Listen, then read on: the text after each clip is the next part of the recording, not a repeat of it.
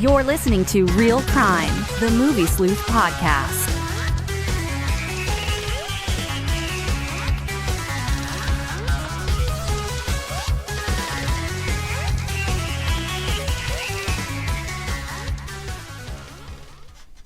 What's up, people? What? How it be? Hey. How it be, y'all? How it be? Everybody doing all right tonight? Yeah. I'm doing okay. Andrew had a little bout of sickness today. You feeling better now? All better. Yeah? Yeah. Yeah, I was feeling a little crappy earlier, too, and then I was like, I'm going to take a shower and drink some water. And now I feel... You're rejuvenated. Yeah, I'm rejuvenated. They Hydrate or dehydrate? Rehydrated. They tied me into the Matrix. Now I feel way better. So much better. Yeah. This podcast is a simulation. Yeah. Some of that high quality H2O. It was a high quality H2O. You know, that was on, Waterboy was on at work, like, last week, and I was on a break, so I watched, like, an hour of it, and I still can't believe it. The movie's pretty dang funny. The Waterboy? Yeah. Oh, yeah. Yeah, that movie's hilarious. All right. So this is episode 125 of Real Crime. We're kind of getting up there a little bit in age. Yeah. So, yeah. We're 125 now. 125. We're like the world's oldest living person. All right. It just didn't go anywhere. Yeah. So let's get into our sponsors. Obviously, want to mention the Flint Institute of Arts. They just re-upped with us for another year. So make sure you check out their website. And they've got their film series going on right now. So make sure you check that out. Yeah, they actually show some pretty cool stuff up there. And then, of course, Matador Martial Arts. Rudy will be joining us next week for our podcast on toys, which will be live streaming next Tuesday on that as well. And then, of course, projectorscreen.com. Make sure you check those guys out, too. All righty. You guys ready for news? Yeah. Yeah. Everybody's so quiet I'm tonight. just chilling. Yeah. Stop chilling. Tuesday. I can't stop chilling. Chill for life. Aw. All right. So first thing in news today, we did report on Battlestar. They are doing some form of a reboot of the show. I'm not really sure the direction of it because there's been a couple different things that have been said about it. Mm-hmm. First thing that came out was it's going to be a reboot. They're starting it all over again. Yeah. And then the person that's going to be the showrunner came out and said, no, that's a fallacy, that actually it's going to be a show that takes place in the existing universe. So it's going to fit in with the other Battlestar show somehow. And that's the one that's being done by the Mr. Robot guy. Yes. Yeah. Yep. It's So- also on a thing called the Peacock, which I think is the worst name for a streaming That's service. NBC's. That's thing? NBC's is the Peacock. I just guessed that, but Yeah. for real? Yes. They have a lot that's of the others. real. It's the real name. They have a lot of other shows coming out for it, or Well, they're getting the whole, like, I think they're having all of NBC's, like, sitcoms on there. They're slowly trying to acquire them back. Although they're not going to have The Office till 2021. We're going to have, like, just streaming overload to the point where nobody's going to want to subscribe to anything because there's going to be too many choices. There's already too many choices. Yeah. It is absolutely outrageous how many streaming services there are. Yeah. I don't know if the And how Peacock many are will be coming out. successful, you know. Yeah. Because you can't be like, hey, come over, let's watch The Cock. Yeah, you can. You can, but it's not as smooth as Netflix and chill. Yeah. Hey, you want to watch The Office on The Cock? And they're like, maybe? Maybe. until A24 says something. I don't want for Apple Plus to be the only option I have to watch the director's cut of Midsommar again. Oh, It just they just announced that in the UK there's going to be a director's cut blue. there is. Yep. I just saw that, like, right before I came over here. It's coming out on October 28th. Pre-order that shit. Yep, I already did. I was like, oh. Well, How much was that? It was £15, so it's probably around $18-19 after. Oh, that's not conversion. too bad. No. That's not too bad at all. They're actually oddly, Blu-rays are, like, cheap in the UK, but you have to factor in, like, of course, like, conversion rate and shipping. And I usually pay a little extra for shipping so you can get, like, tracking, because sometimes the shit just disappears on its way to you, but That's happened to me a couple of times with Amazon UK. yeah. So usually I just order in bulk. That's a little better. You know, I'll just save up a bunch of stuff I want to watch one time, so I don't have to pay the shipping thing, you know, that's the one time. Yeah. But, yeah, I've never had issues really ordering from Amazon UK, so if anybody's into region free, and it might also, the Blu-ray might be region free. I don't know if it's region B locked, so I'll check, and maybe, you know, it might be an option for people that want that on Blu-ray that don't want just a digital copy of it. I don't know why they wouldn't put that on. Well, I think it's with Blu-ray. the digital version is just if you buy it on iTunes, it's with it. Yeah. Like it's an extra. But I don't for know the why they thing. wouldn't put it on the Blu-ray.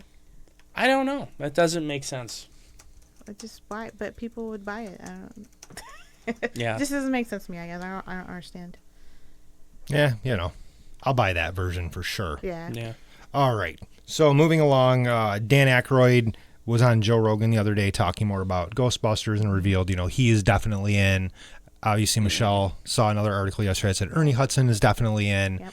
but they're still kind of on the fence with who else is going to be involved in this thing. Yeah. So, Bill Harold Murray say Ramis's he's lawyers out. are in what's that? Did Bill Murray say he's out, or am I mistaken? No confirmation. Mm-hmm. No confirmation at all.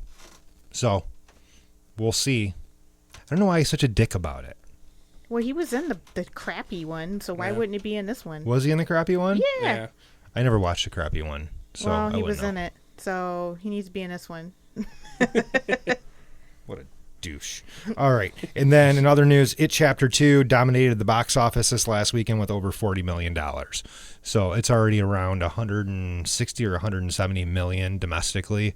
So it's doing very well. Nice. Maybe not as well as the original, as the first one, but it's actually doing pretty good numbers for a sequel. Well, the original one did 700 million, didn't it? Or Yeah. something Yeah. like Yeah, that. it's- Yeah, it was like I the don't- biggest horror movie of all time. Yeah. It's like the highest grossing horror franchise. Like I think it's at $1 billion. They Wow. said somewhere Yeah. at some like one of the numbers. things Close they were to it. posting. Close Close to to it. it. Wow. What was the running time of the first one? It's like 215? Yeah. 240, maybe, yeah. It's pretty long. Because the second one's 3, Yeah. isn't it? It's 250. Yeah. 249. I thought it wasn't long enough. It could have used a little. I think. Yeah. Like 15, 20 more minutes, and I would have been ecstatic. Well, I think the director Andy Muschietti, is that how you say his name? Muschietti. He said that he was thinking about, or maybe he even did film new stuff to like when he makes a supercut. So Yeah. you might see 15 extra minutes of like stuff you have to fill in between the two films. An 8-hour cut of Yeah, it. I'd watch it. Yeah. Yeah, I would too. If it was broken up properly, hell yeah. And then last little bit of news is that Sylvester Stallone won't let anything die. Obviously, a couple weeks ago, he said he was very disappointed with the way that Creed 2 ended. He was not happy with the way it ended his character, which is total bullshit because it was the perfect ending to his character. Yeah. And now with Rambo, he's talking about, well, if this one does really well, even though it's called Last Blood, I Yeah. might do another one. And now, Blah, blah, blah, The blah. last Yeah. last blood. Last Blood. Mel Brooks even made a joke about that in Spaceballs. Rocky 5,000. And then, this week he has been discussing that he wants to work with Robert Rodriguez to reboot Cobra. I'd watch that. Yeah, that sounds kind of cool. I don't know. I just don't know if you can do Gritty's 80s style like that right now. I feel like properly. you could with Robert Rodriguez. Yeah, I feel potentially. I feel like that too could do it if they get somebody to do it. Yeah, because he knows that style Yeah. very well. All right, so that's it for news. In new releases this week, we've got Ad Astra, Yeah. which I have to write a review for. This is going to be challenging for Yeah. me because there's a lot to like and there's a lot to dislike, Yeah. which I'm not going to mention. some of the shit that happens in this movie, you're like, what? Where'd It's that? bananas. No pun intended. Well, it is got, bananas. That shit It got is studio bananas. messed with it too. So Yeah, Yeah. you can kind of tell. You can tell. It's still, I liked it. And then Last Blood is out this week. Unfortunately, I will be in Atlanta, so I will not be able to see it opening night. Kind of sad about that. And then Downton Abbey, which Andrew saw. I liked that one. Yeah. It's sort of like a long-form Christmas episode. If you're a fan of the show, you'll like it. If you're not a fan of the show, you'll be entertained for 2 hours. Maybe.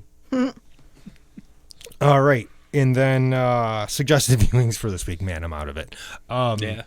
I'm actually going to go with Star Trek Discovery because I was not introduced to that show until last weekend, and I actually binged the entire season in 2 days, and I actually quite enjoy it. Mm-hmm. I think the visual effects are amazing for a TV show, and I really like the different ways the plot went with, split universe and different things going on and switching captains of the ship. There's a lot of good story to it. Yeah. And I think that towards the end, it really started to nail like the original themes of Star Trek. So if you've not watched Star Trek Discovery, I would suggest it. I know season 1 and season 2 are both on Amazon right now. So that is mine. Who wants to go next? I can't stress it enough. Too Old to Die Young. I probably even gave this one a suggested viewing before, but it's just, for me, it's been the gift that keeps on giving. I just can't get enough of this show. Even rewatching it has been exciting, even though I know it's coming. It's like seeing it again in a new way. So, Too Old to Die Young. Like its creator said, pick any episode and start with. So that's on Amazon, right? Amazon Prime. All right, I'll go next. So mine is gonna be, I'm like writing an article about Sue Hark. I hope I'm saying his name right. Hong Kong director, and so when he was dipping his toes into directing movies in Hollywood in the mid 90s, they were like, oh yeah, they're like, you have to make a Jean-Claude Van Damme movie, and he made like 2 Jean-Claude Van Damme movies, and the first one he made was Double Team.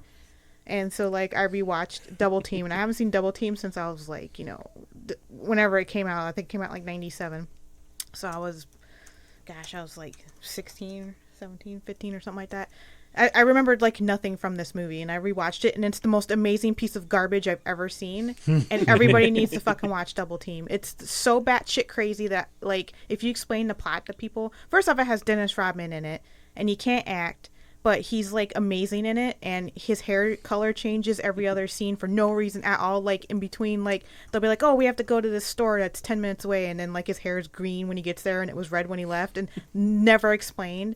And there's so let me just explain to you, there's a fight between Mickey Rourke, a shirtless Mickey Rourke, and Jean-Claude Van Damme, and Mickey Rourke stole Jean-Claude Van Damme's baby, and the baby's in a baby carriage on the ground in a Coliseum in Rome, and he brings a tiger out and tells Jean-Claude Van Damme he has to fight the tiger, and then also there's landmines that he hid in the ground in the Coliseum, and then Dennis Rodman rides up in a motorcycle. It's the most amazing, crazy shit you will ever see in your entire life, and I urge everybody to get a 6-pack of your favorite beer, a pizza, and watch Double Team if you haven't. It's amazing. You will have the best time of your life, seriously. Mill Creek put that out on Blu-ray, didn't they? Yeah, it's a shit transfer too, but it's $10. So it was the best $10 I ever spent. It was amazing. I hear Beagle speak. They like Double Team too. Yeah, they're big fans. They have a lot to say about tonight's Real Crime, bro. Yeah, they do. All right, Liam, what's on your plate? This week I watched this show on Amazon. It's called Undone. It's from one of the producers of BoJack Horseman, and it's a rotoscoped show. And the main girl in it was Alita. And Alita Battle Angel, and she's grieving. Her father recently died, and she starts getting visions of her dad, and telling her, "Oh, I'm not really dead," and you can master time travel to bring me back. And it's a really amazing, astounding show, and it's animated like Waking Life. It's a lot of rotoscope kind of things, and it's, to say any more would take away from its magic. It's wonderful. If you've seen BoJack Horseman and you've seen how that show kind of deals with some really heavy themes, this is kind of like that. Nice. The rotoscoping looked sweet. I saw a trailer, and it's but it's CG kind of rotoscoping. It looks amazing though. Yeah, it really is some of the best TV I've seen this year. It's really good. All right. So tonight we're talking about the Matrix series. It just celebrated its 20th anniversary, the first film. That's right. And you need to see it in theaters if you can, because they just re-released it. Mm-hmm. Just don't go to a theater where somebody's going to pull the smoke alarm. Sorry about that. It was so terrible. Yeah, so I'm sitting there, and literally he's blue pill, red pill. He takes the red pill, and as soon as he puts it in his mouth, the fucking strobe lights in the theater start going off. Well, and then- you hear over the PA, please find the nearest exit. Emergency. And I'm like thinking, is somebody fucking with me right now? Because there's like me and like 5 other people in that huge Dolby Cinema. You're like, wow, is this like 4D or something? Yeah, I was like, this is kind of You've cool. entered the Matrix. Yeah, You I was chose like, the red I'm pill. literally in the Matrix right now. And then security came in and they escorted everybody out. And I'm like, this is really happening right now. It's like the best part of the movie. All like, the security guards look the same. all, they've all got sunglasses on. But yeah, so they You were given specific orders. yes, leave the theater, Mr. Anderson. But yeah, so they kick us all out, and like we're all waiting outside, and the manager's like, "Oh, I'm so sorry this happened." Blah blah. I'm like, "Dude, it's the Matrix. It's the Matrix." And he's like, "Yeah, the Dolby's still going." And I'm like, "Well, can you just let me back in to finish watching the Matrix?" All the rest of the theater shut down in the case of an emergency, but the Dolby keeps going Yeah. for some reason. It's on a different system. So yeah, didn't get to finish it. They wouldn't let you back in? Nope. The fire department came and they said, well, if the fire department gives us the clear, we can let everybody back in. But the movie's gonna be and- like over by then. And the fire marshal guy was like, nope, sorry, done for the night. Refund? Well, I used my AMC stub, so there really wasn't a refund, but I ended up with 2 free movie passes and I got 2 free large drinks and 2 free large popcorns. So I came home. Not a bad And trade-off, I guess. yeah, I guess. I gave my daughter the free passes because I won't use them. So I came home and I watched all 3 movies at home with weed. So that was better. Okay. It was a better option. So, what do we want to say about The Matrix tonight? Well, we could just do it in chronological order. Yeah. So the first Matrix. So so now I'm gonna. How old were you when the Matrix came out? 1999. Yeah. Three. Oh my Party like God! it's Get the fuck out of this 1999. podcast right now. Well, okay. No, I just like I knew it was going to be some number that was going to make me sad and feel old. The Matrix spit him out. So how old were you when you first saw it? Like you remember watching it? Well, I remember watching it. I was like 5 or 6. Okay.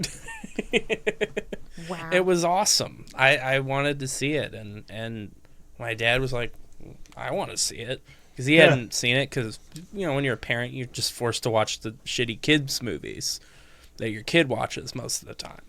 So we got to watch that and RoboCop. And that was kind of a mind bender that kind of just Wait, set so me at up for 6, life. your dad let you watch RoboCop? Yeah. I saw RoboCop when I was 7. Yeah, I was Okay. really young Yeah. when I saw it too. Really? Oh my God. My dad just let me watch whatever. Yeah. It was basically like that. I mean, like some of the hardcore stuff, like I didn't see Evil Dead until I was like 13, but you know, RoboCop's pretty brutal though. it is. But it was, you know, I didn't know what was going on. Yeah. Like I couldn't Yeah. really like, you know, like you see all the stuff happening and you're like, oh, that was cool. Like you don't think about it in terms of like human life. That'd be Yeah, weird. just like robot guy, awesome. Blowing yeah, stuff yeah. up. Like Yes. you're like you can walk on water and he can do a cool gun flip. Yeah. You're not like, oh, And he has wow. prime directives. I want some Yeah. of those. Yeah, this sounds awesome. Stay out of trouble. Liam. He talked directly to you. Just the scene where like he shoots the rapist guy in the Your dick. move, creep. I think of that, but also the RoboCop remake where he just Oh, God. kept shooting dicks. All right, back to the Matrix. All right. So you were 3. I was 3 when it came out. I was like 5 or 6. So it was around the time that the sequels were in theaters, and like the first sequel, Revolutions, Reloaded was on DVD. And that Okay. was when I saw both those two, and then I saw the third one like a couple months later.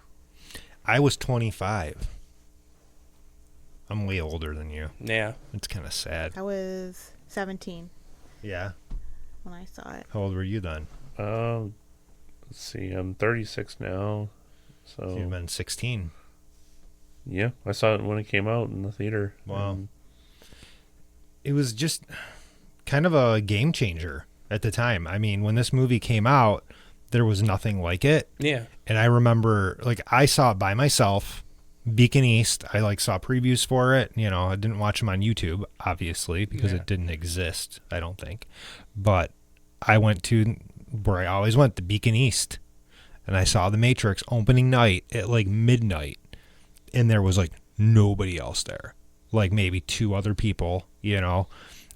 And I was just fucking blown away. And I was like, why aren't more people seeing this movie? Because it didn't really have, it had a marketing push, but people weren't like really excited about it until it started to kind of build up and people realized what it was about and the special effects and all the action and stuff. It wasn't huge until like the next week. But it was kind of like how Star Wars was, you know, kind of one of those like genre defining moments.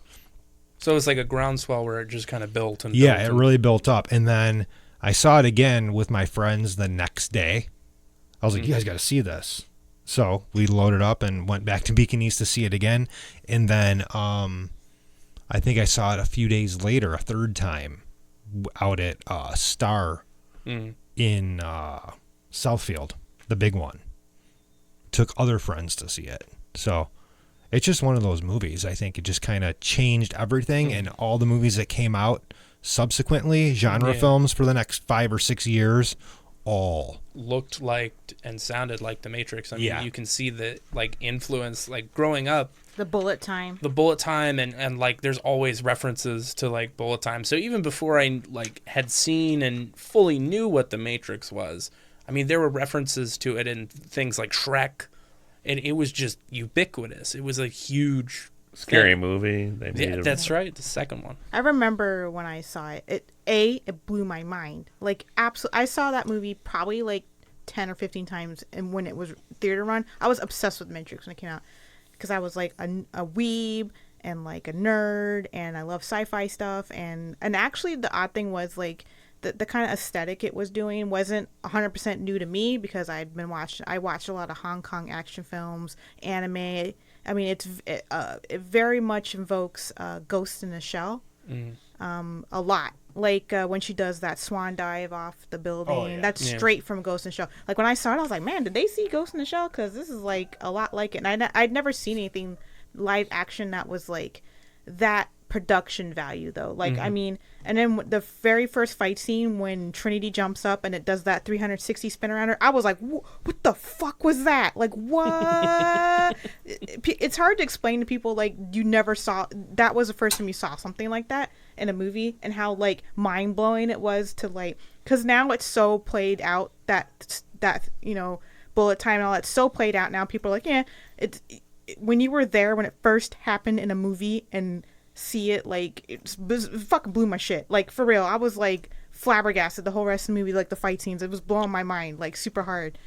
It's just it's hard to explain like how revolutionary that was to American cinema, American action cinema at the time. Like Hong Kong stuff, they were doing bullet time slow, but not to with that much money and production value. You know, it was like John Woo, but times like 10 with like millions and millions of dollars thrown at it. Well, and that's what was funny for me is when I saw it the first time, I had just seen Hard Boiled. Yeah. And I had just seen The Killer, and watching that end sequence when they walk into the building and throw down the bags of guns, and it just goes totally ballistic. I was like, this is a John Woo movie. Yeah. Totally. And I mean, other directors as well. Yeah.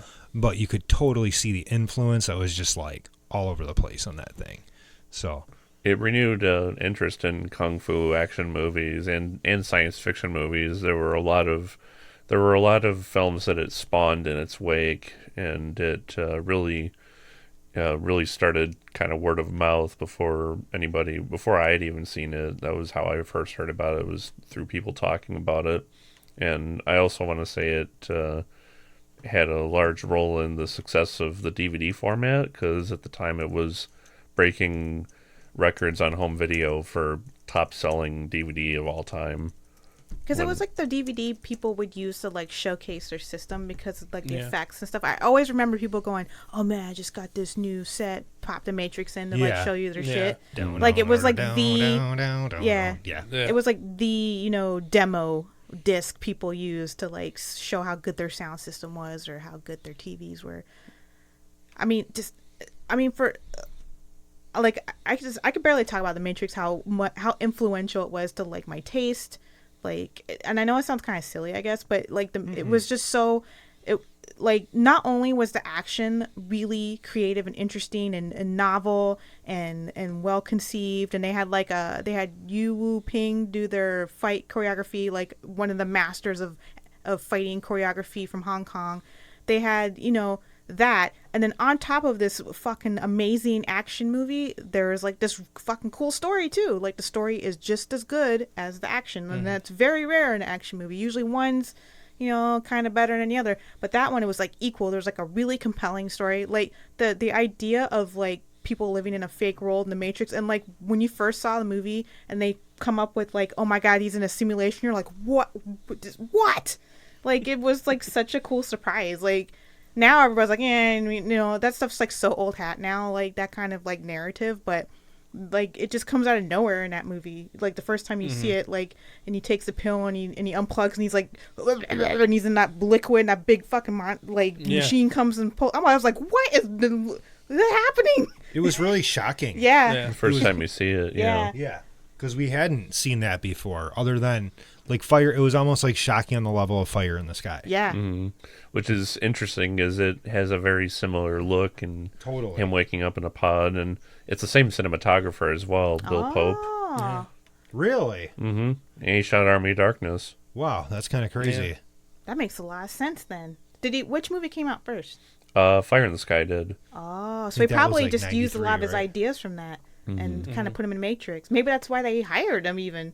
They were like, oh, I'm sure. What? This is like blowing my mind again. He's an awesome cinematographer.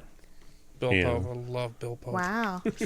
It's funny, so many movies, even David Fincher's movies like Fight Club or some of the recent science fiction films like 13th Floor, say that looks like The Matrix. It's got the green tint. 13th Floor was like one of those that kind of like latchers on kind of things. Like, oh, The Matrix is really good. Let's do the 13th Floor. Yeah. They basically affected every movie until like 2008. It was like all green tinted. Like you can always sell like an early 2000s action movie. Yeah. It's always that green tinty look to it, desaturated, which like works in The Matrix, because that's a really interesting idea. Like the contrast between when he's in the Matrix and it's green tinted and when he's in the real world and it's like kind of organic, warmish colors, which they really lean into more in the sequels. The contrast between the being inside the Matrix and being like, what's the name of the damn place they're in? Zion, yeah.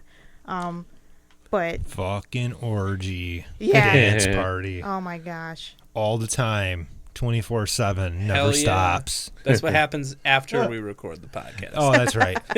We got dance party. We got at least 500 people in bondage Matrix outfits out in the other room. I always liked that like if people were gonna have idealized versions of themselves, they would dress in cool fucking bondage leather, because I sure as shit would. I would too. And have cool sunglasses that like don't ever come off their face, even when they're getting kicked, because it's awesome.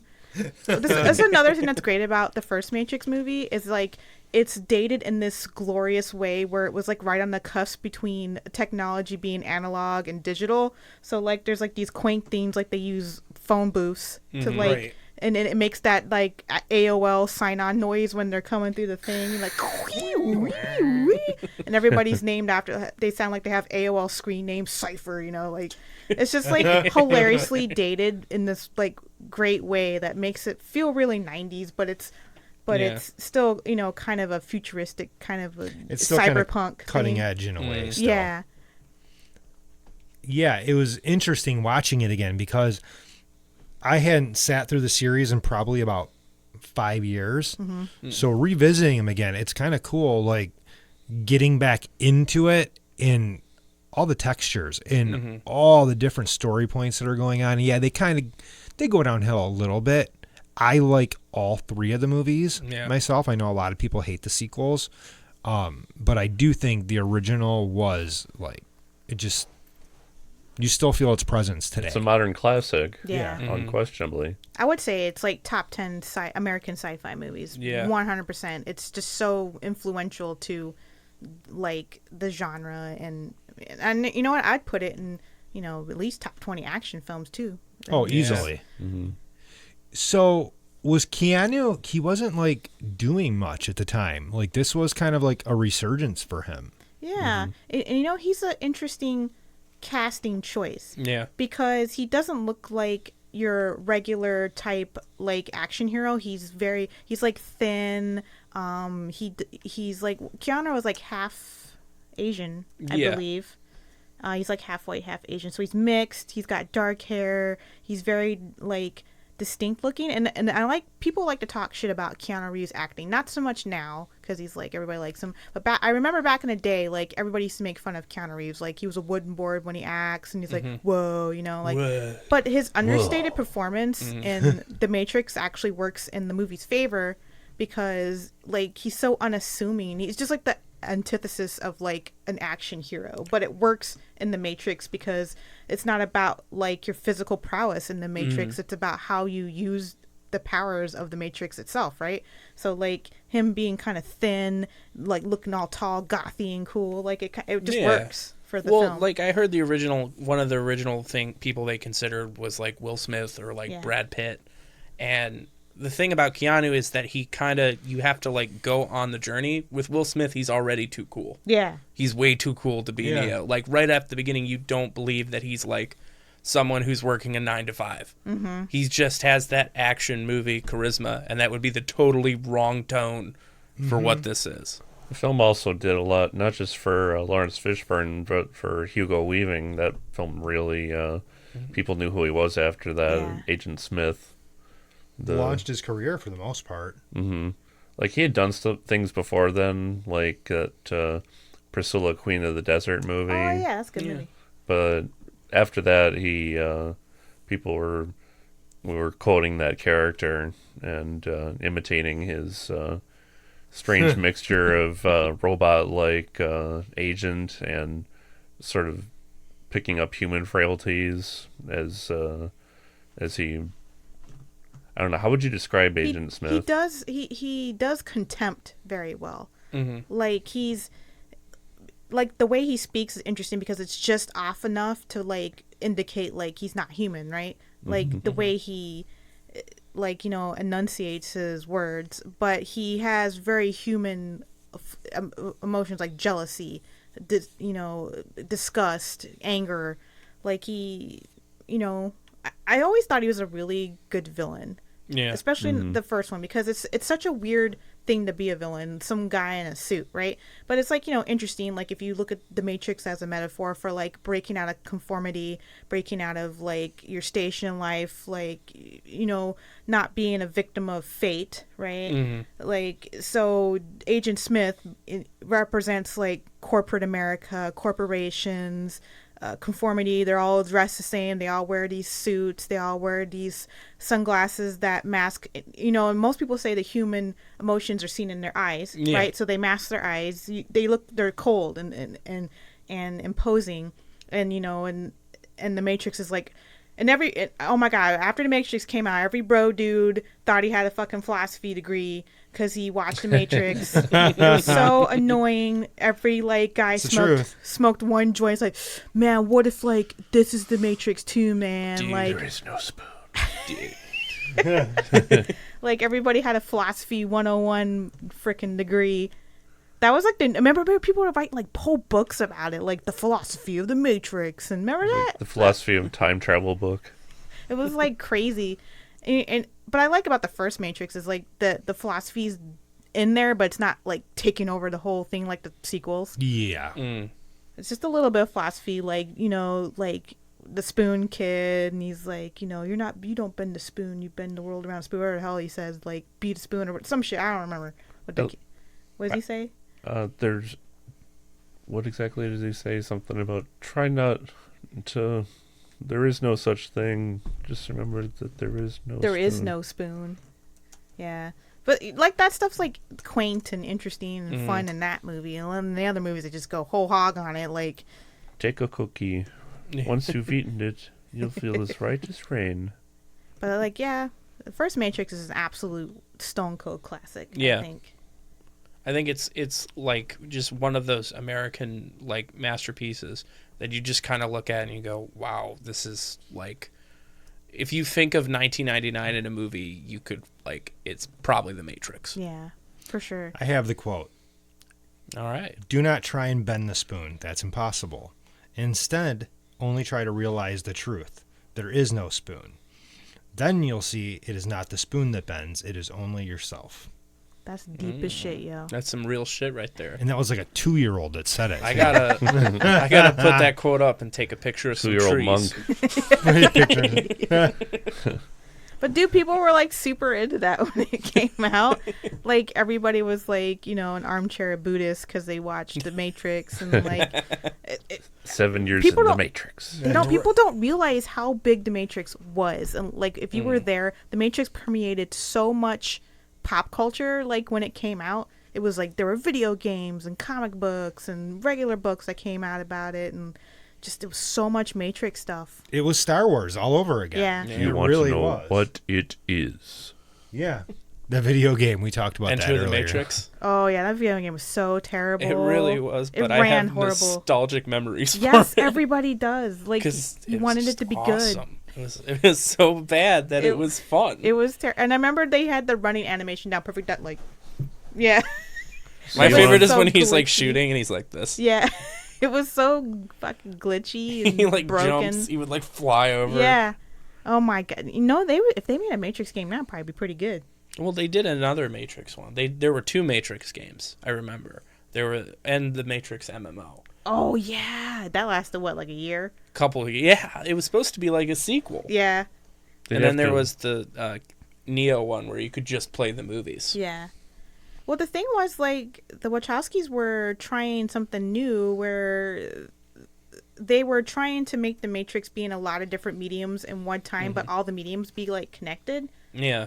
But it doesn't work if you don't see one piece of the thing. Because I remember when they made that Enter the Matrix game, they filmed a bunch of new scenes, right? And there was, like, the cutscenes or whatever. And it was, like, movie quality stuff that they just put in this game. They were really into that at the time. I remember, like, trying to, like, encompass a bunch of mediums and make it one big overreaching story. I think that's like an interesting concept to kind of tie them together, but it didn't. I mean, if you watch all of it and play all of it, that's really cool that you get like this interesting big giant story with like different ways of like interacting with the story. Like you can play a game, read a book, read a comic, watch a animated series. It's an interesting idea in theory, but on paper. Yeah, but then you have to play Enter the Matrix, and it sucks ass. You know what I liked about that? Did you ever play Enter the Matrix or no? I've only watched people play it. Okay.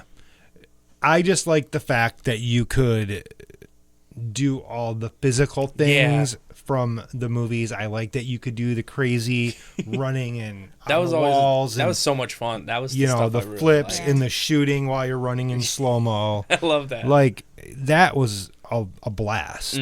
But yeah, that core concept of the game sucked butt. But it was just other than buggy that, and it was fun. Yeah, I love terrible things. I love trashed pieces of movies, and I love trashed pieces of games. Not picky. And that was GameCube, wasn't it? It was Came on out on everything. everything, yeah. PS2. 'Cause I played on I played it PS2. on Xbox. Okay. Yeah, it was. Oh, you better believe they were on all the platforms with Matrix. They were like, we want Like, everybody we to gotta buy get that. the. Yeah, let me get that We're cash. in the money. We're in the Matrix. Matrix. I wonder if I still have my copy of that.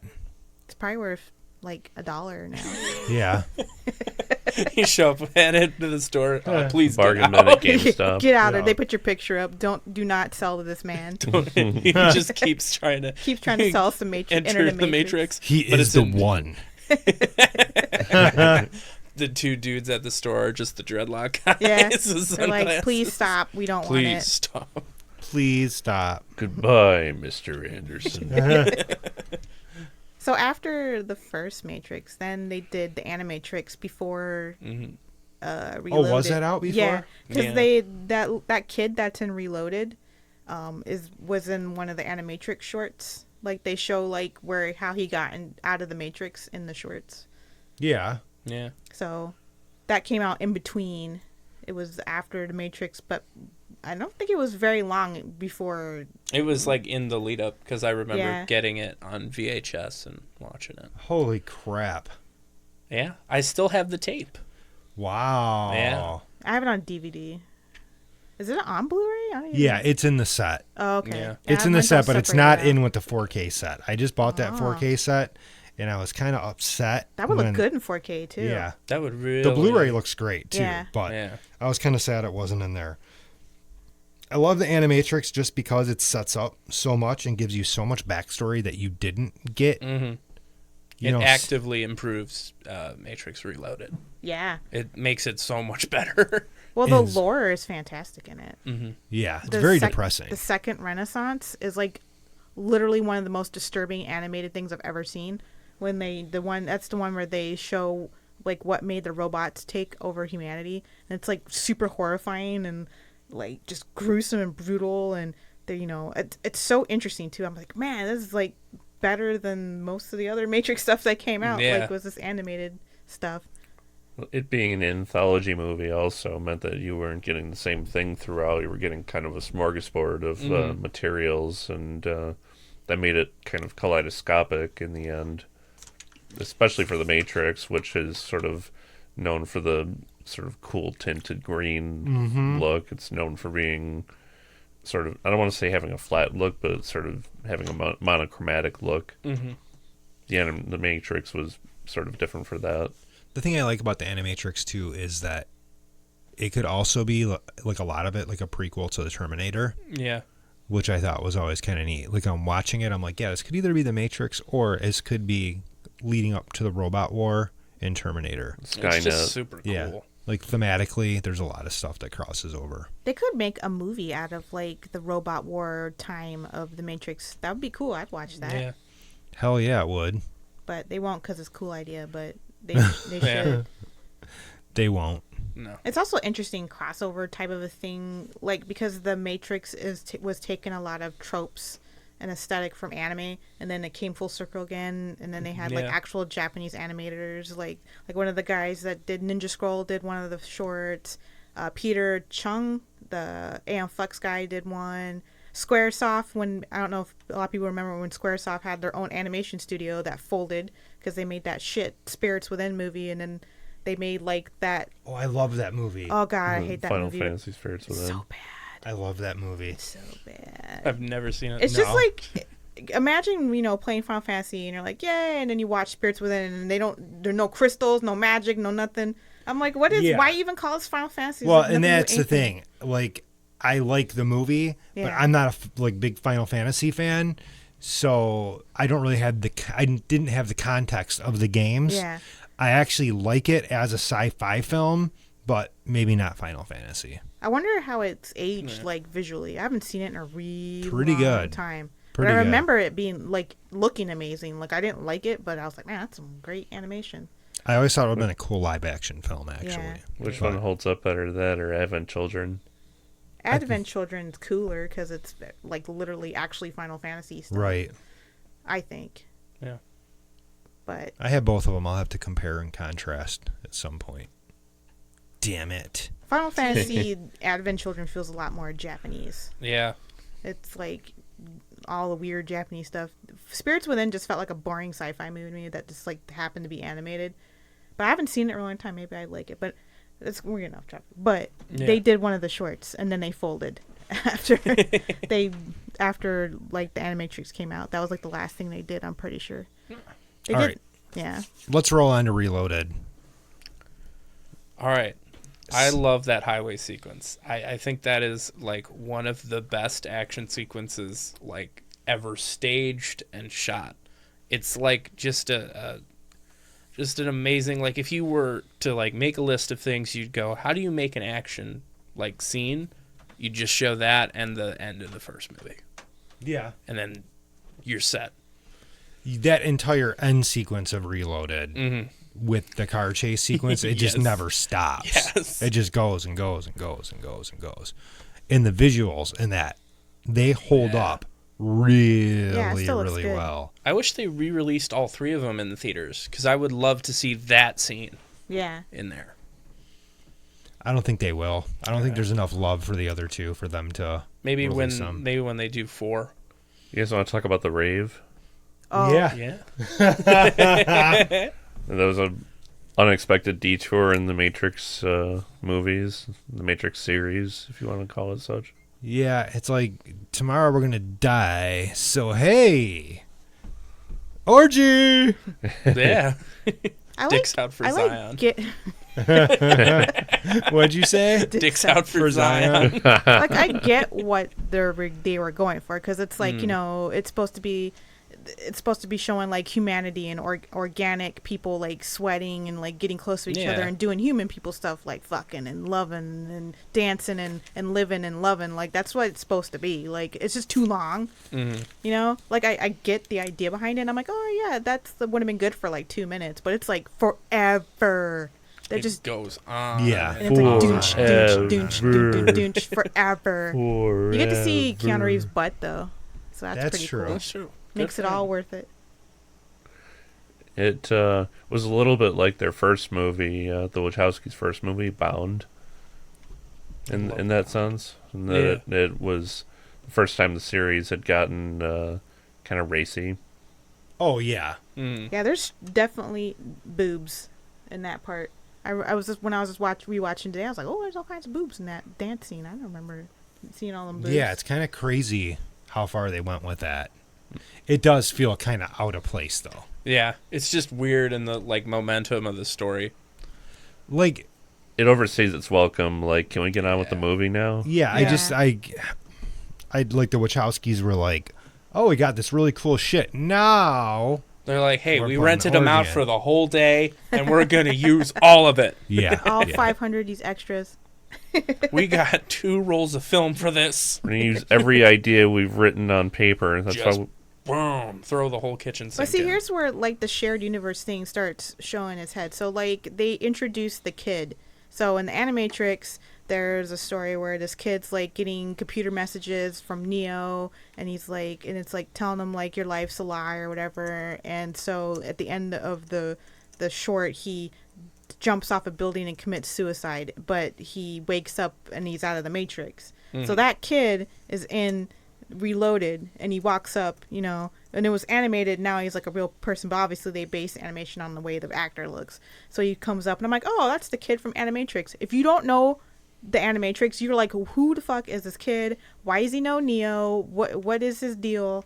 And this kid has like whole arcs in the second and third movie, and like, but his establishing part of his character arc is in the Animatrix. So like it's separate from the movie. I always thought that was like such a not a good choice to do. Like they should at least maybe had him like say what happened a little bit in the movie in case somebody didn't watch Animatrix, which maybe a lot of people didn't, because anime was pretty niche back then. It was like you know, early 2000s, late 90s. I don't know. I always just thought that was like a weird choice to like have a person that they set up in a completely different thing, and then just have him as a huge main Just character. pops up. Yeah. Yeah. I don't know. I always thought that was weird. It really was. Like, I imagine, like, not every, like, it's like you said, I don't think everybody saw the Animatrix. No. So, like, what the fuck? Who is this guy? Who is this kid, and why is Where'd he he no come Neo, and why is, like, what? Also, He like him totally messaging worships him. Neo. too. Yeah. Yeah. The architect Yeah. He finds him on Dateline NBC with Chris Hansen. Yeah. pulls out a thesaurus and uses every highbrow word in the book. Yes.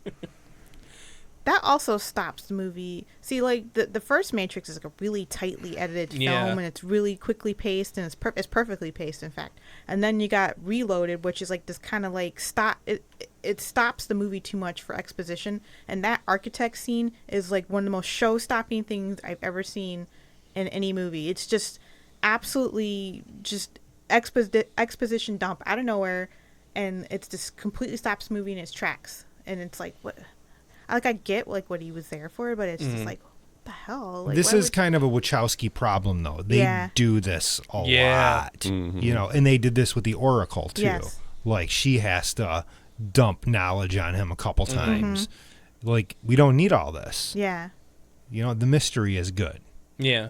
We can figure it out. The architect should have been like the very end, but he's like in the third act, but the beginning of the third act, and a bunch of stuff happens after him. Like I feel like he should have been at the very, very end, and then been like wrapping up like the idea of like why do we have the Matrix, and because he says a lot of interesting ideas of like like there's like a programming thing where like since programming's numbers, like every time we do this program, we run it, it has the same anomaly every time, right? So there's a 1 every time we run this program. That's such a cool idea that the like Neo's like the 6th 1.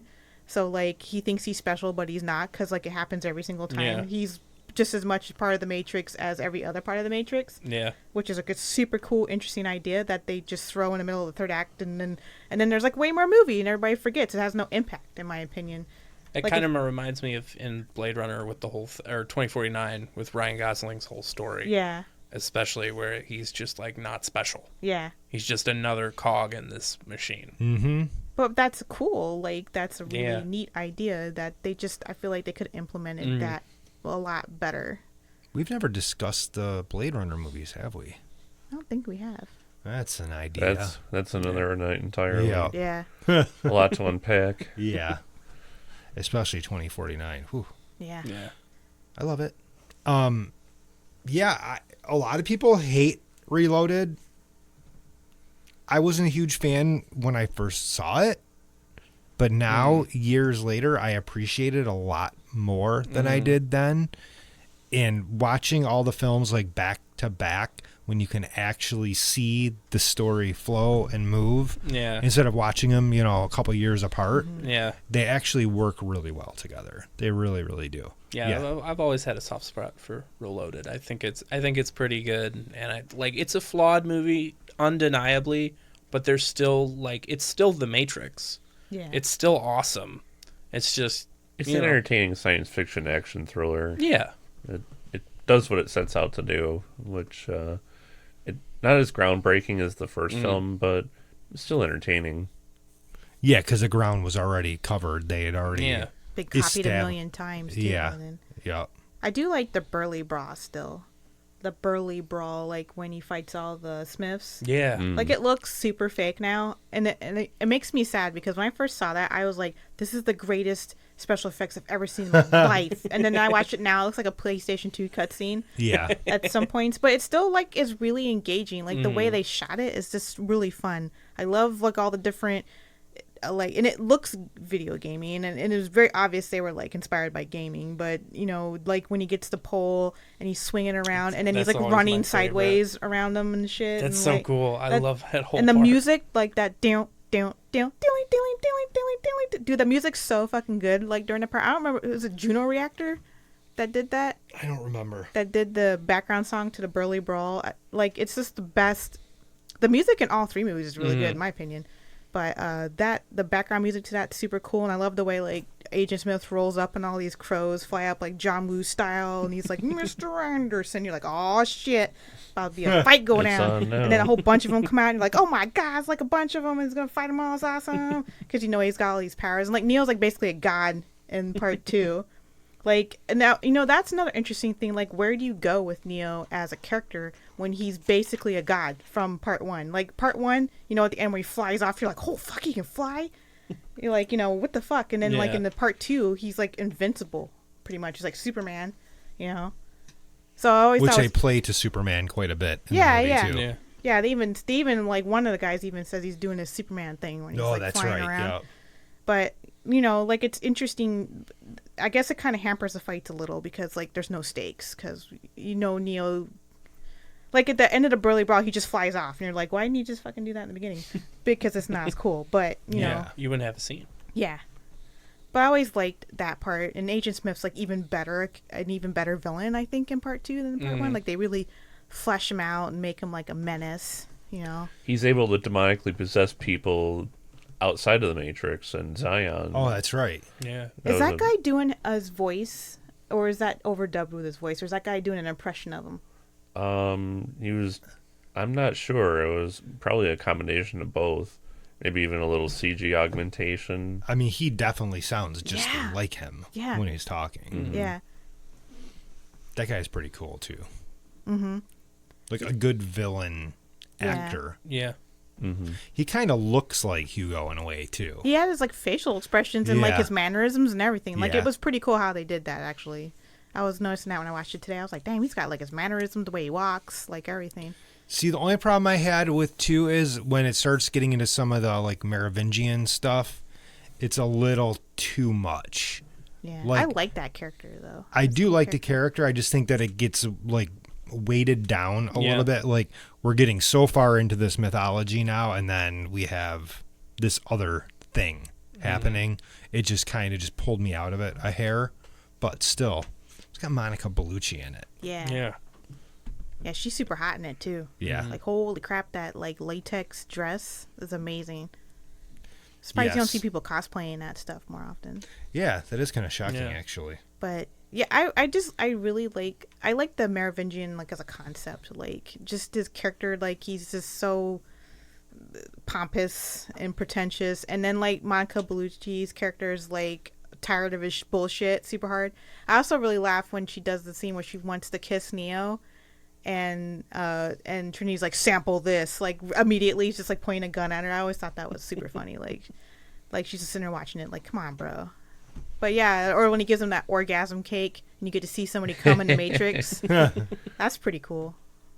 There's a lot of cool stuff in it. It's just like too much. I feel like they Yeah. try to do too much They in just this movie. threw everything Yes. in at you. Every idea. Well, and again, that's, I think, a Wachowski thing, too. Mm-hmm. They're always trying to just pack as much in as possible. Too many cooks. Yeah. Well, like Cloud Atlas, that's one of my favorite movies of all Yeah. time. But even that movie, they pack it in. How much can we get Yeah. into this movie? Everything but the kitchen sink. Yeah. Yeah. Jupiter. Ascending. We're going to use every single idea under the sun. Yeah. Good or bad, we're going to use it. I love Eddie Redmayne's performance in that. Oh, for the wrong whisper reasons. shouty. It's so bad. It's so I bad. create life. I'm just like, was that the first take or like that's how That's the it's gonna best be? take. I was just hoping in Jupiter Ascending at some point, Channing Tatum would have been like, I'm a Mog. That's all I wanted from that movie. I'm my own best friend. Oh, remember when we did that podcast on that movie? Oh Yeah. my gosh, that movie was really bad. Yeah. That's when our podcasts were all on YouTube and like they were like 9 minutes. Yeah, Yeah. because they had like all the different, like all the camera angles Yeah. and stuff. This is better. This is so much easier for me. But yeah, so Reloaded, it's a fun watch. It's not as perfect as the first one, but again, it's a great puzzle piece. And that's those cool albino twins too. Oh, Yeah. yeah. And they can like phase. I was like, oh, that's Yeah. fucking cool. Yeah, that was pretty. And Those are the way so they fight cool. was cool because like they were phasing in and out It while just- you were trying to punch them and stuff. They were cool. There's a lot of cool ideas in that. Like, and the Merovingian mansion fight when they're like, there's like a lot of great. Even like if you take the philosophical stuff out of the equation and now you just have like the action, like there's like some fantastic wire fu fighting like in this movie. Like there's a scene in the Merovingians when they're fighting and there's like people coming from like 4 different directions coming, like just like one guy's running sideways, one guy's running up, one guy's jumping, one guy's coming this way. It is framed so perfectly and awesome. Like I think honestly like some of the best action is in Reloaded, even more so than the first movie. Yeah. Yeah. It's just, it feels like kind of like a first draft of a movie. Yeah. Where it just has everything. But because they're the Wachowskis, they're like, we're not going to tell them to like Yeah. not do what they do. They're like, they made us a bunch of money. Yeah. And so like this one, you can tell they had more money and more like time and everything. And it's just so much movie. It's guys wanna ambitious though. Yeah. And I think that's a good thing. Yeah. You guys want to talk about revolutions? Yeah. Yeah. Yeah. Where to begin with that one?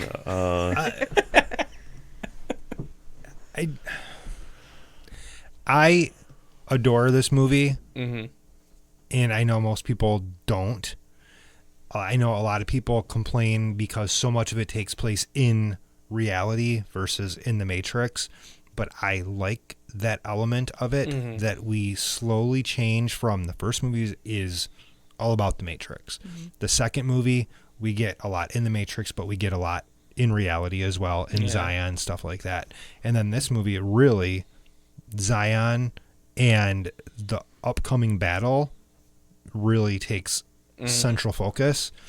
And I know there's some pretty bad CGI in that final battle sequence, but I love watching the mechs fight. Mm-hmm. Did it feel rushed to you as a movie? A little bit, but again, it's the Wachowski, we need to cram thing, I think. There's just too many, like, plots going on, because you have, so Neo is in, like, the train station of nowhere, like, he's in, like that purgatory, and then you have them trying to find Neo, and they're going to Merovingian to get him, and then you have the monsters are drilling into the thing, the computers are drilling into the thing, so Zion's under attack, and they have, like, mechas, and then you have a side plot B, with you're following the two chicks around when they're fighting the mechas. Actually, I like those characters. I think that's pretty cool, actually. And then on top of that, then you have Neo getting blinded, all this other stuff, and then on top of that, then Trinity dies, and then you have him going and fighting Smith. It's like 4 different movies in one, crammed together into like this unholy mess of just. It's a lot. It's the one where you can tell that like they were probably editing to the last minute, just trying to like fit everything in and like do all the payoffs and everything, and it's just kind of like if the like Reloaded is too much movie, but this is like just way too much. Balls to the wall. Yeah, it's like chaos. It is. It's hard to follow sometimes, like watching it. Even just it's too much. There's too many. It's like it's trying to like have its cake and eat it too, because it's like a sci-fi movie and an action movie, and then it starts getting into this crazy metaphorical stuff where he's like programs are like, we made another program, and like the program needs to have a purpose, so we're sending it on a train that another program made. It's like all this metaphysical like representations of like programs as people, and then these programs as people as philosophical concepts. It's like crazy. Like the first 20 minutes of that movie is just batshit crazy to me. Like.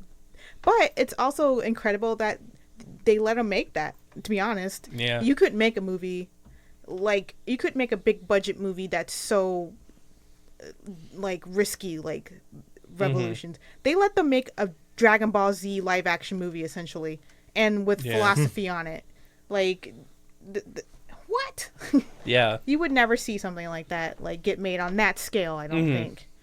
They would not make the Matrix now. They would make like a sequel to the Matrix, but they wouldn't make an original movie. Money was no object to them at that point. Yeah. It was just the height of their creative power, really. Mm-hmm. I mean, even with Jupiter Ascending, they were using their own money. They didn't have the kind of power that they had when they did those Matrix movies. Regardless of how the end result turned out, there's nobody else to blame but them for how those movies turned out. And I don't think they're made like I feel like it's not made like it's technically really bad. Like it's just too ambitious, I feel like. Just too nobody was telling them no. It's first drafty. It's kind of like it's the difference between the way I think of it is you have the original Star Wars movies and then you have the prequels, and it's like that where it's every idea you can fit in. Yeah. And that's what happened with the Matrix sequels. Although the Matrix sequels, I'll take them over the Star Wars prequels. Yes. The third film is debatably anticlimactic because they just kind of lay down arms. There's not really any real final battle between Neo and the machines. They just kind of peace, and that's the end of it. Like, well, because like this was the final. The program actually finally had an anomaly, and the anomaly was Agent Smith. Like, they'd never had an anomaly before that. So that's why the Matrix needed to have them lay down arms, right? Because, well, the Matrix, head of the Matrix or whatever, was like, Agent Smith, like, is jacking shit up, like, and this has never happened before. So they had to make a deal, basically, to have Neo fight him.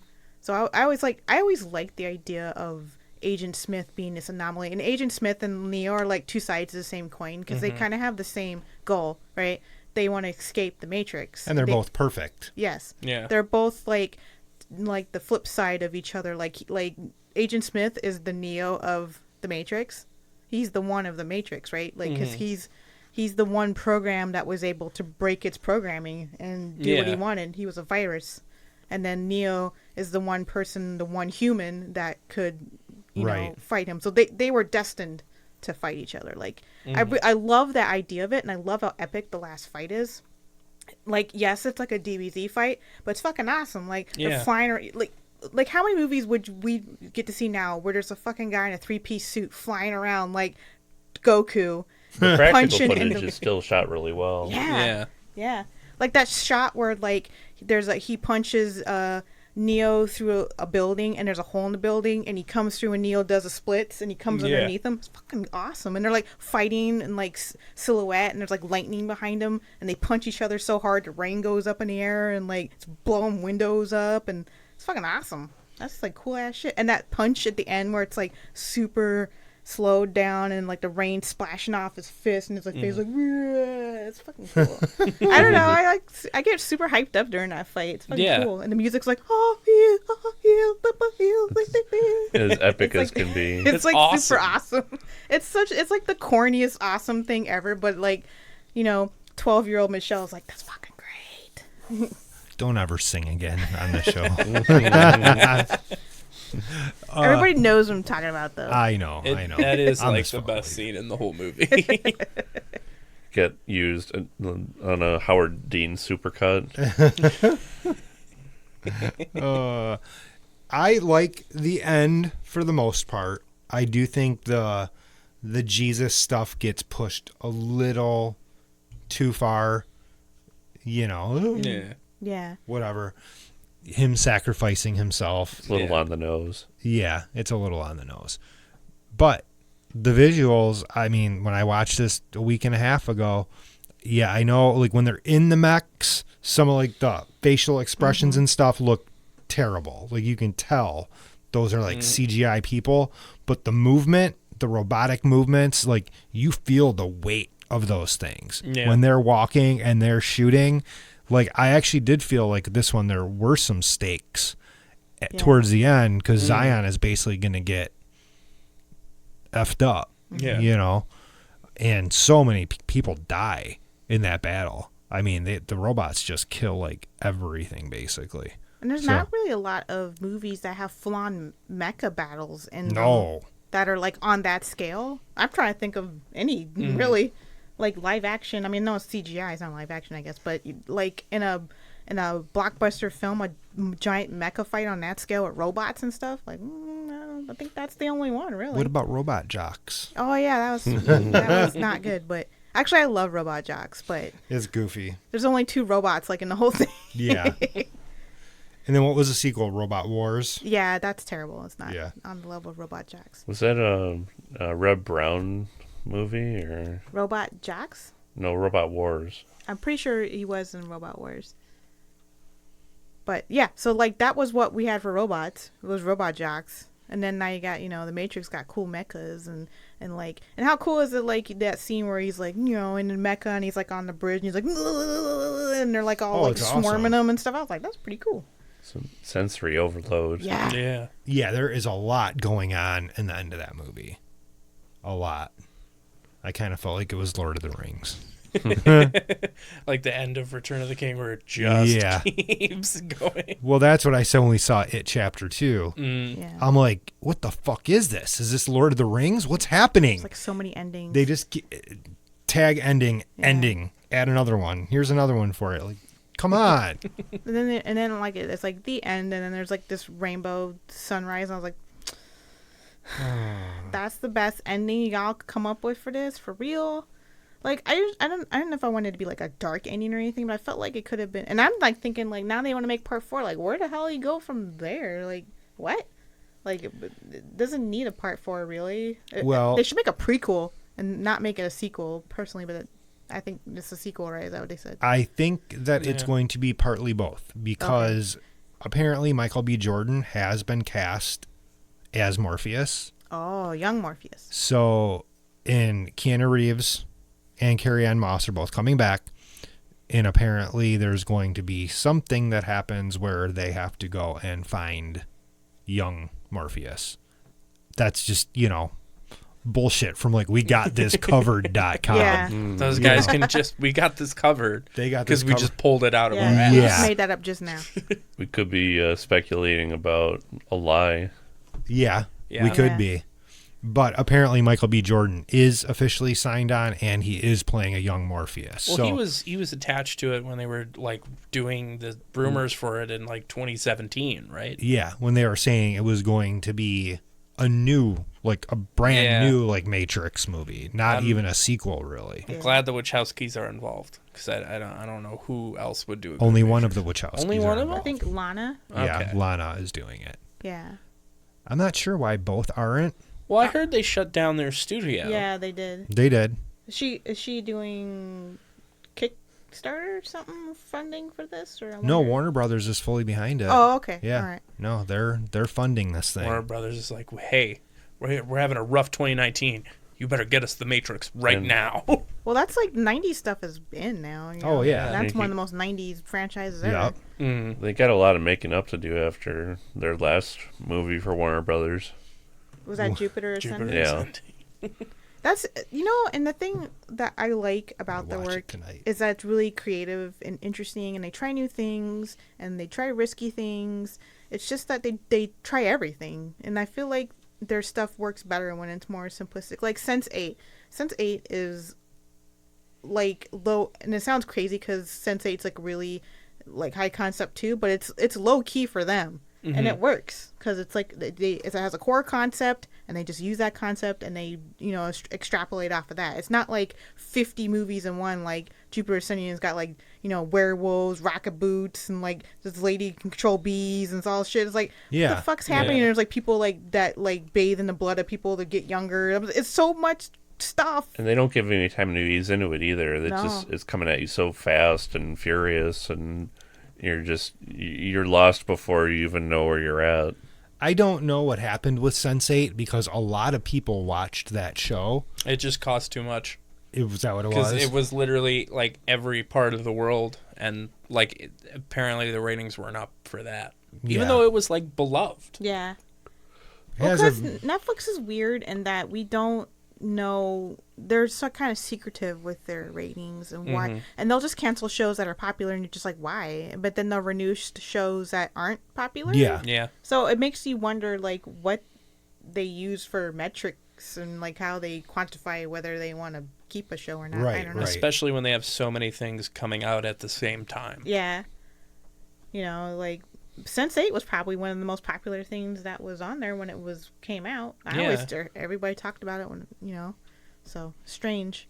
They really haven't done a lot. Really, No. it's been The Matrix and like a few movies. And Speed Racer. Oh, yeah. I love Speed Racer. Speed Racer is a shit. V for Vendetta. V for Vendetta. Though they didn't direct They that didn't one. direct produced it. it. They were only producers, yes. But yeah, Speed Racer is really, I know it's like the Matrix thing, but like whatever, I'm going to talk about it. Speed Oh, it's Racer okay. is awesome.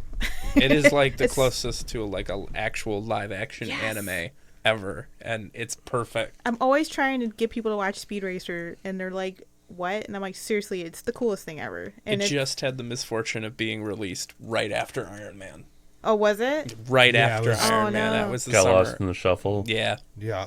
It got lost in the shuffle, and I think a lot of people didn't know what to expect. Mm-hmm. And I also think a lot of people went into it like, oh, it's the Wachowskis. It's going to be like The Matrix. Yes. Yeah. And it wasn't super highbrow.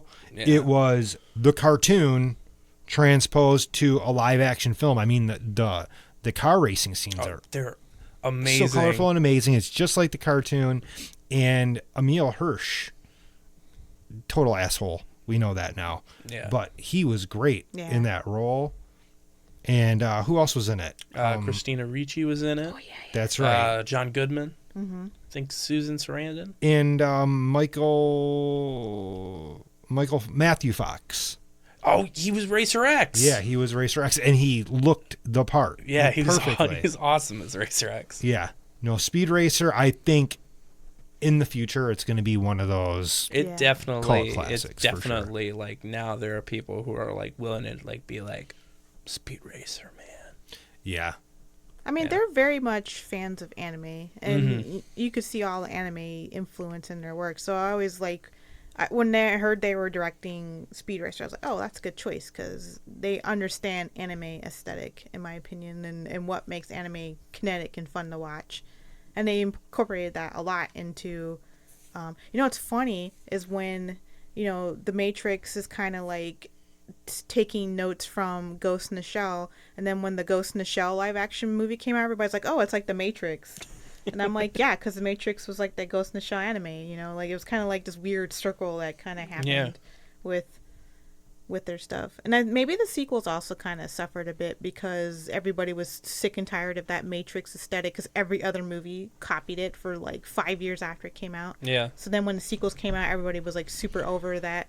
But what was really funny is that people seemed like they were annoyed and over it, but they still made a lot of money. Mm-hmm. Yeah, like Matrix Reloaded, I looked it up. I was looking at the box office thing. It made like $740 million. Dang. And Revolutions 15 years ago made like 400 million. And it was like I think it was the first movie that was simultaneously like a regular showing and IMAX movie at the same time. They still did pretty well on video too. I mean, yeah. not as well as the first one, but tons of copies of them sold, definitely. And they still do really well on home video because they keep re-releasing them in different packages. When I went to get that 4K Steelbook last week, I got the last one. When you like watched it, was it in 4K when you rewatched it? Did it look good? It looks awesome on my system. Yeah, I bet. Yeah. Soon I'll upgrade that projector, though. It'll be true 4K down here. I mean, the first Matrix does not look dated at all, in my opinion. No. Like, No. when I rewatched it, I'm like, man, these special effects 100% hold up. Maybe they did more practical. I don't know. Well, the bullet time was practical. Yeah, it was just like wire work, right? And then they would swing the cameras, like all those cameras that would be taken at the same time. There were, I forget how many cameras they had set up, but they were taking snapshots and they just digitally blended it together so the motion was more smooth. Yeah. But those were practically photographed images that we're seeing of the two of them fighting. So what's crazy is they've only done 7 or 8 films. Yeah. Bound, The Matrix Reloaded, Revolutions, Speed Racer, Cloud Atlas, Jupiter Ascending. So 7 movies. The Matrix 4 will be her 8th. Not including Sense8. Yeah, because Sense8 had a movie too, right? Sense8 Would had it count as a movie? Like, or they had like a long Christmas episode? special, Yeah. which was an extended episode. Yeah. That's crazy. Sense8 only ever had 14 episodes. I mean, it was a cool idea. That's it. Wow. It seemed like it went on forever. Yeah. Their films aren't cheap.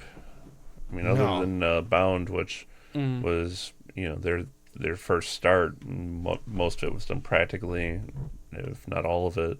Every film from The Matrix onward has been a big budget endeavor. Yeah. Didn't they produce or write like that ninja movie too? Ninja Assassin. Yeah, Ninja Assassin. That movie was kind of crap, but It was. Yeah. but it totally had like bullet time stuff in it. Like it's like they couldn't make movies without that in it. Like even V for Vendetta has like bullet time. I always like, remember Bulletproof that. Monk. I was like, I don't remember the part in the comic where he was like a superhero at fighting. So every time I watch it, and that scene happens, and Yeah. I was like, oh, there's the Wachowskis. Yeah.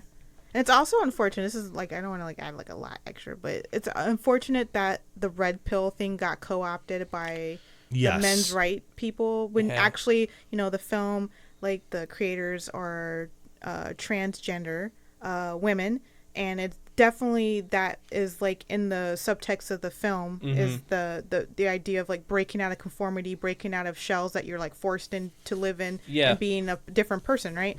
Like that's obviously like queer theory in the film is very apparent. And then like they totally co-opted the red pill to be like this, men's activist shit, and I'm just like, how could you get that out of that movie? I don't know. And it's unfortunate, like when you hear red pill now, like it has that connotation to it. Yeah. And they just kind of because even when I said it earlier, I instantly went to There's people you kind of wince. You go, yeah. Ugh. It just sucks that like that came out of it. Yeah. And then completely misses the entire point of like the films. You know? It's an interesting rewatch now, knowing that they're both trans. That adds some aspects to it. Yeah, it's very interesting. Like, I enjoy it now, like more. I enjoy it more now that I think of it with that light. Like, wow, you know, like they were really trying to say something about that. And then when you look at it in retrospect, like it's even more apparent to me that's what they were saying with the film. And it's really interesting to me that it's both of them. Yes. Yep. Because that doesn't happen very often. I mean, I know it does, obviously, but it is very interesting to me. I mean, they must be so close-knit with each other. It's kind of amazing. Yeah. Yeah. Like sharing everything in life together. Yeah. You know? Just kind of cool. And you know, and also all three of these films are incredibly diverse castings. Oh yeah. Like there's Asian people, Black people, Hispanic people, like women, men, everybody's like, you know, some people, Trinity's very androgynous. Yeah. Gender's blurred in the film. And you know, Keanu Reeves kind of androgynous looking too, if you ask me. Like that was before it was like a thing. Like people, like it's weird that people complain about it being forced in the movies now when all three Matrix movies were super diversely cast and nobody gave a shit back then. So I don't understand why everybody gives a shit about it now. Like why are you upset? Like this has been a thing. So yeah. Like I always just thought it was really interesting, like how diverse like the casts were in all the films, and they just, that's just the way they cast everything they make. Though they love casting diverse people in their movies, which is another great thing about the Wachowskis. I think they're great movies. I think we beat this one to death now. Yep. Yeah. You guys good? Yeah. Yeah. Cool. Do we have anything else we want to say? Rutabaga. Okay. There is no spoon. Red pill, blue pill. I don't know.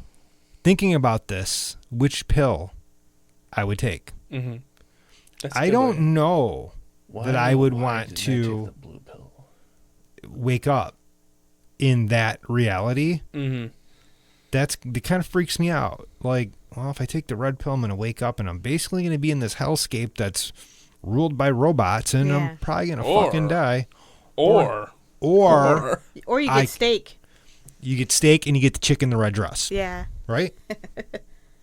Seems pretty obvious to me you want to take the blue pill. I'm taking I the blue choose pill. the Matrix. What's that? I choose the Matrix. That would have been great. He's just like, yeah, this will. I'm taking that one. Yeah. That sounds way better.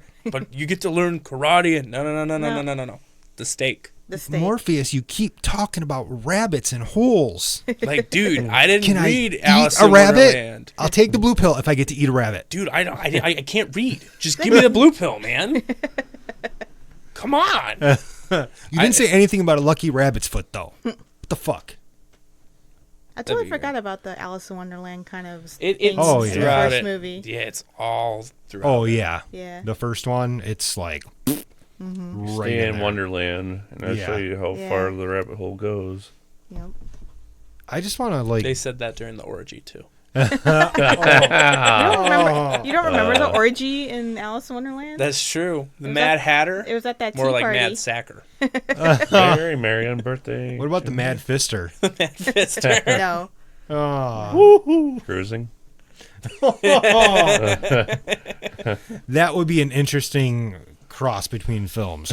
Cruising and The Matrix. Yeah, no. Put together in There's a one. lot of Well, leather. there is They a lot would- of there's a They leather. could keep the same outfits at least. Yeah. Like the wardrobe wouldn't be overtasked. Yeah. Pacino would show up.